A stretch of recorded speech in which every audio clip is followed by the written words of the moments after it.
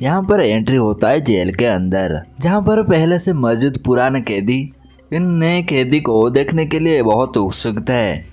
युगुन का बस से उतरते ही वहाँ पर मौजूद सभी कैदी का सिर्फ युगुन के ऊपर ही नजर आ रहा था। युगुन का चलने का अंदाज से ही वहाँ पर मौजूद सभी कैदी को युगुन के बारे में सोचने के लिए मजबूर कर देता है। वहाँ पर मौजूद सभी कैदी युगुन को आंख नीचे करके और तमीज से जाने के लिए कहते हैं। युगुन यहाँ पर उन पुराने कैदी के ऊपर थूकने लगता है और उनके साथ लड़ाई करने लग जाता है। वहाँ पर मौजूद दूसरा कैदी कहने लगता है, आखिर ये बंदा है कौन, इसको तो पहले कभी यहाँ नहीं देखा। काफी गर्म दिमाग का लगता है। वहाँ पर मौजूद बर्डन इन नए कैदी का लड़ाई छुड़वा के उनको सेल के अंदर डाल देता है। उस सेल के अंदर मौजूद पुराने कैदी युगुन को यहाँ पर उल्टा लटका के उनका अच्छे से खातिरदारी करने लगते हैं। युगुन को यहाँ पर अधमरा करके छोड़ देते हैं। इस सेल के अंदर मौजूद इन पुराने कैदियों का एक लीडर होता है। युगुन के फेस के ऊपर पेशाब करने लगता है। यहाँ पर हमारा युगुन भी कोई कच्चा खिलाड़ी नहीं है। वह उस कैदी को कुछ कहने के चक्कर में अपने मुंह के पास लाता है। जैसे ही वह कुछ सुनने के लिए नीचे झुकता है, उसी वक्त युगुन उसका कान को काटने लगता है।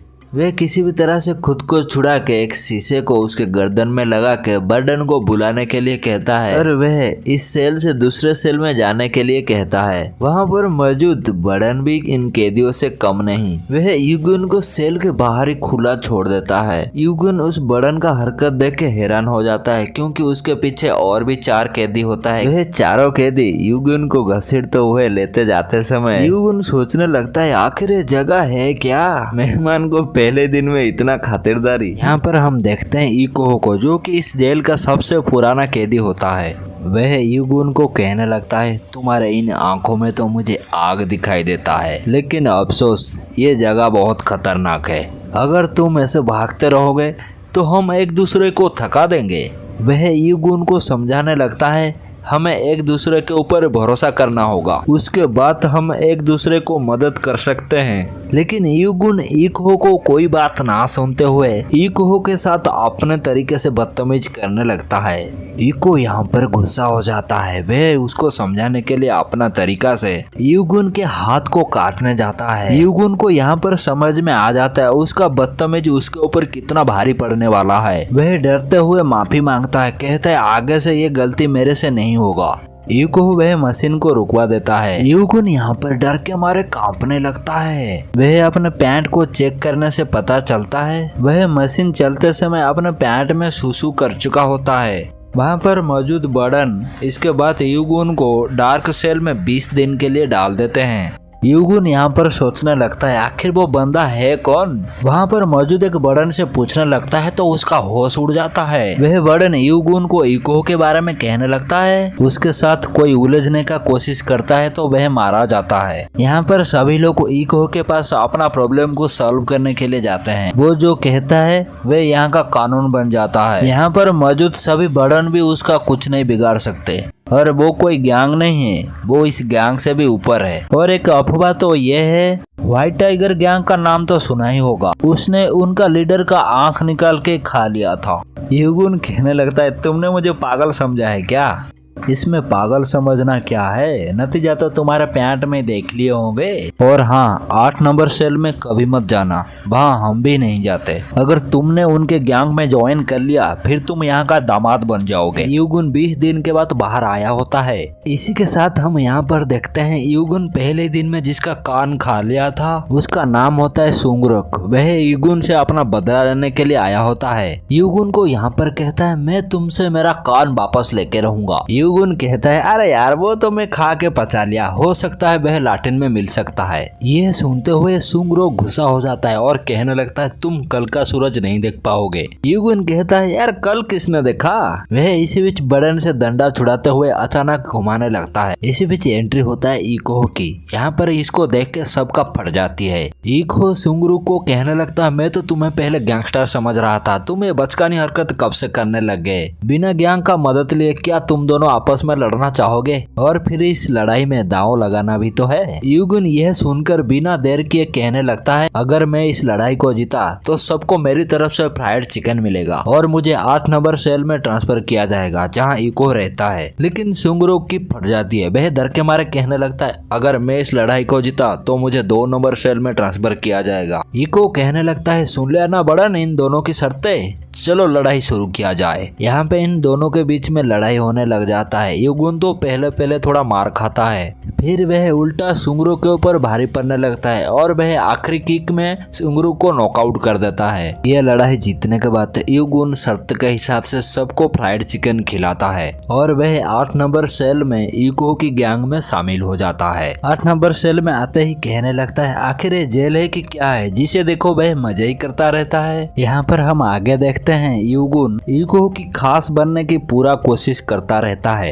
इको की सबसे बड़ा ताकत होता है उनका साथी कैदी। वह सभी कैदी बड़न के मदद से बाहर जाते हैं। वहाँ पर वह लोग अपना इलीगल काम को अंजाम देके फिर जेल के अंदर आ जाते हैं। इसी वजह से पुलिस वाले को कोई पुख्ता सबूत नहीं मिलता है। इसी बीच इको बैंक रॉबरी के लिए प्लान बनाता है। वह सभी कैदी बाहर आकर बैंक रॉबरी काम को अंजाम दे देते हैं। बैंक रॉबरी खत्म होने के बाद इन्हीं में से एक कैदी फरार हो जाता है। बाकी कैदी जेल के अंदर आ जाते हैं। यहाँ इसी बीच कई दिन जाने के बाद जेल में ऑडिट के लिए एक सीनियर आया होता है। वह यूको को देखकर पहचान जाता है, तुम तो काफी पुराना कैदी हो, देखा मैं तुम जैसे कमीनों को अच्छी तरह से पहचानता हूँ और तो तुम जैसे कमीनों को अच्छे तरह से पेश आना चाहिए। इसी बीच यूको गुस्सा हो जाता है, कहने लगता है, बस कर, तुम कुछ ज्यादा नहीं बोल रहे हो। वहाँ पर मौजूद सभी को पता चल जाता है, अगर यह सीनियर इको के ऊपर हाथ उठाता है तो इको उसका जान ले लेगा, जो कि हकीकत में इको के लिए अच्छा नहीं होगा। लेकिन यहाँ पर कोई भी आगे नहीं आता है। यह मौका देखकर यूगुन यहाँ पर कुछ ऐसा करता है, उस सीनियर का नजर इको से हट जाता है और यूगुन को वहाँ पर मौजूद सभी बटन मारने लगते हैं। यहाँ पर हम आगे देखते हैं, इको यहाँ पर यूगुन को अपनी असली दुनिया में लाता है, जो कहा जाए तो जेल के अंदर 5 स्टार होटल से भी कम नहीं। पहली बार इको यहाँ पर किसके ऊपर इम्प्रेस होता और वह यूगुन को अपने हाथों से मछली काट के बनाकर खिलाता है। इसी बीच यूगुन को पूछने लगता है, आखिर तुमने मुझे बचाया क्यों, क्या तुम मुझे इम्प्रेस करना चाहते हो। यूगुन यहाँ पर जवाब देते हुए कहता है, देखो तुम्हें इम्प्रेस करने का कई फायदा है। यहाँ पर तो तुम्हें सभी इज्जत करते हैं और तुमसे सभी दबकर रहते हैं, लेकिन इस सब का फायदा क्या, जब तुम्हें मदद का जरूरत था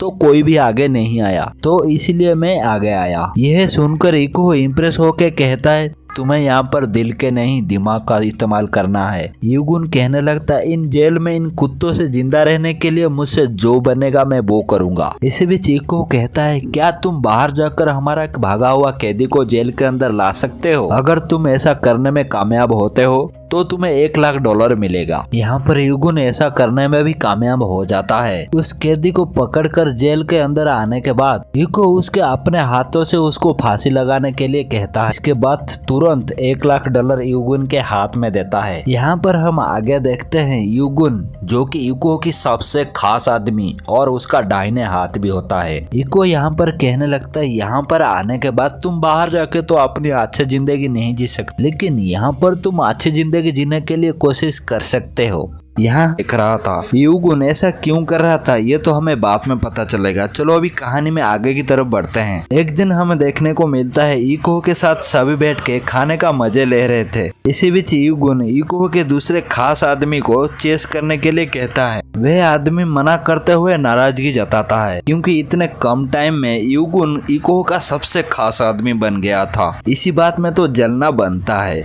इसी बीच इको का वह आदमी यूगुन के साथ लड़ाई करने में भी पीछे नहीं आता है। खाने की ऐसे वक्त में इको ये सब देखकर गुस्सा हो जाता है और वह अपना खास आदमी को ही पीट देता है। जैसे दोनों बिल्लियों की लड़ाई में बंदर फायदा लेता है, वैसे सुंगरुक को भी इसी मौके का तलाश था। सुंगरुक इको की उस आदमी को बुलाकर, इतने दिन तुम इको के पास में रहकर तुम्हें क्या मिला? कुछ भी नहीं। आखिर तुम जैसे ताकतवर इंसान को इको की जगह लेना चाहिए। सुंगरुक ऐसा कह के इको के बारे में भड़का देते हैं और इको को बाद में मारने का प्लान बनाते हैं। यहाँ पर पर हम देखते हैं यूगुन दोबारा उस बड़न के कमरे में आ जाता है। उस कमरे के अलमारी में एक प्रूफ होता है, वह उसको टेप रिकॉर्ड में सुन चुका होता है। इसी बीच बड़न उस कमरे के अंदर आ जाता है। वह बड़न यूगुन से सारा सच बाहर निकालने ही वाला होता है। इसी बीच वहाँ का एक गार्ड उसको बचा लेता है।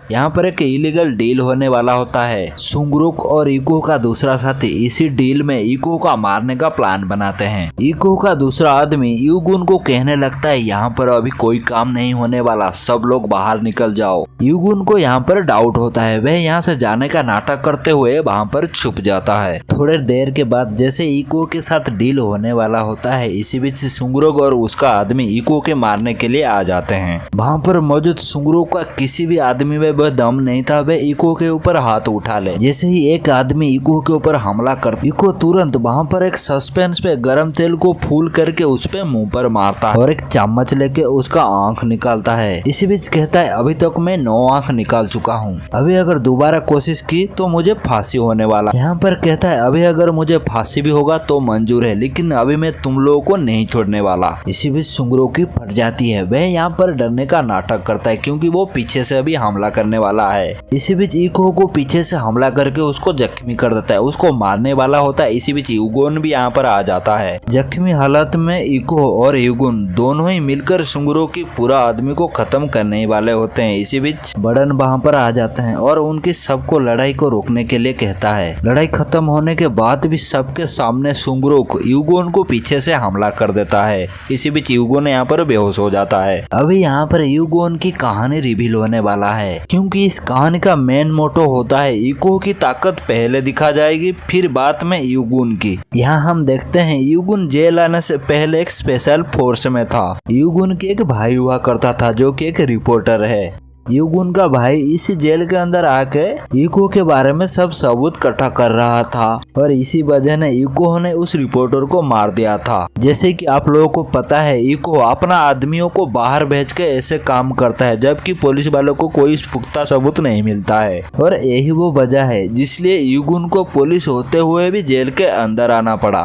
और यही वो एक रास्ता है इको के बारे में सभी सबूत इकट्ठा करने का। यहाँ पर इको जैसे ही थोड़ा ठीक हो जाता है उसका पहला निशान होता है सुंगरुक। इसको मारने के बाद यहाँ पर सभी लोगों को इकट्ठा करके कहने लगता है जरूर मुझसे कोई गद्दारी की है। जैसे ही एक हथौड़ा पकड़ के आगे की तरफ बढ़ने लगता है यूगुन की फट जाती है, लेकिन अचानक इको की दूसरा आदमी झुक जाता है। जैसे कि आप लोगों को पता है डील के समय इको को मारने का प्लान सुंगरुक के साथ इसी ने ही बनाया था। यहाँ पर इको हो जाता है गुस्सा, वह यूगुन को हथौड़ा देते हुए कहता है क्या तुम इसे मार सकते हो। यूगुन यहाँ पर ना चाहते हुए भी हाँ भरना पड़ा क्योंकि वह उस आदमी का जान नहीं लेना चाहता। उस आदमी का सिर्फ हाथ काट के उसको छोड़ देता है। इसी बीच कई दिन जाने के बाद इको और यूगिन समेत सभी साथी एक दिन बाहर जाते हैं क्योंकि वह लोग उस सीनियर ऑडिटर ऑफिस को मारने का प्लान बना रखे थे। बाहर आते समय इको को पकड़ने का यही एक समय था, लेकिन यूगिन इस इंफॉर्मेशन को आगे अफसरों को लीक कर देता है ताकि वह इको को पकड़ सके। लेकिन इको था बहुत चालाक, वह लोकेशन को चेंज कर देता है। यहाँ पर इसको मारते समय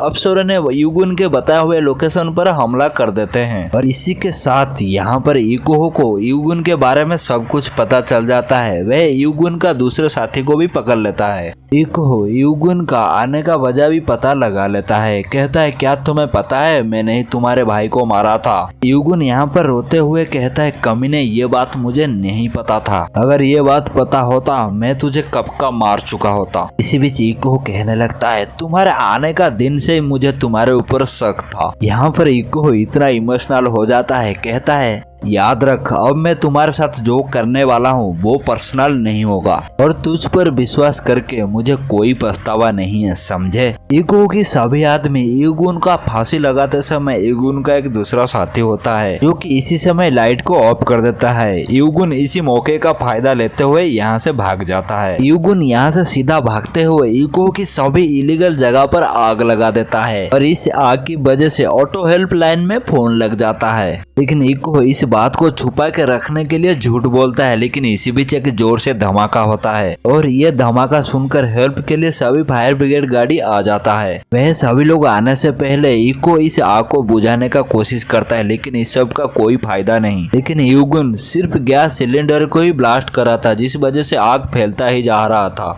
यहाँ पर यूगुन लाइट रूम के सबसे ऊपर चढ़कर इको को बुलावा देता है और पूछने लगता है कैसा लगा आग का नजारा। यहाँ पर इको को पता चलता है पहली बार उसका बराबर कोई टक्कर लिया है। यूगुन को पता था इको के लिए यह जेल ही उसका सबसे बड़ा ताकत है। अगर इस जेल को खत्म कर दिया जाए तो इको की आधी ताकत खत्म हो जाएगा। इसी बीच इन दोनों के बीच में जोरदार लड़ाई होने लगता है। इको के बारे में हम लोगों को तो पता है वह यूगुन के साथ क्या कर सकता है। वह जैसे यूगुन को मारने वाला होता है, दूर से खड़े पुलिस वालों का लेजर पॉइंट इको के ऊपर होता है। इको यहाँ पर समझ चुका है इतना सब कुछ होने के बाद मेरा जिंदा रहने का कोई फायदा नहीं। वह दोबारा यूगुन के ऊपर हमला करने का सोचता है। इसी बीच दूर से उसको शूट करके मार दिया जाता है। इसके बाद सभी सबूत को नजर रखते हुए कोर्ट के जज ने यूगुन को कहने लगते है तुम जेल के अंदर जाकर इको के साथ मिलकर क्राइम को बढ़ावा दिया है, जैसे कि किसी का हाथ काटना और इलीगल बिजनेस को बढ़ावा देना, और इसी वजह से यूगुन को कुछ साल के लिए जेल के अंदर रहने के लिए सजा सुनवाया जाता है। यहाँ हम देखते हैं यूगुन बहुत खुश होता है क्योंकि इको की ना होने से जेल के अंदर काफी अच्छा माहौल था। इसी के साथ यहाँ पर यह मूवी खत्म होता है। यहाँ पर आपको ये क्राइम से रिलेटेड मूवी कैसे लगा प्लीज कमेंट करके जरूर बताना, और हाँ लाइक